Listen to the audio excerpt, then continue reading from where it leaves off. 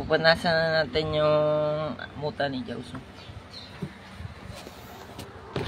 Amera dulma.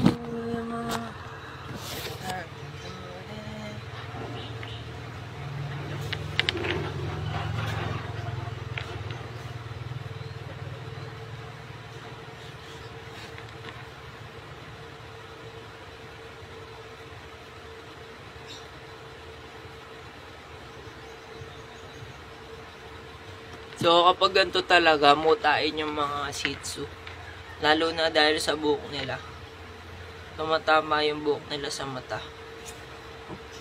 Kaya sila nabubulag. Ay, nabubulag. Destiny talaga nilang mabulag.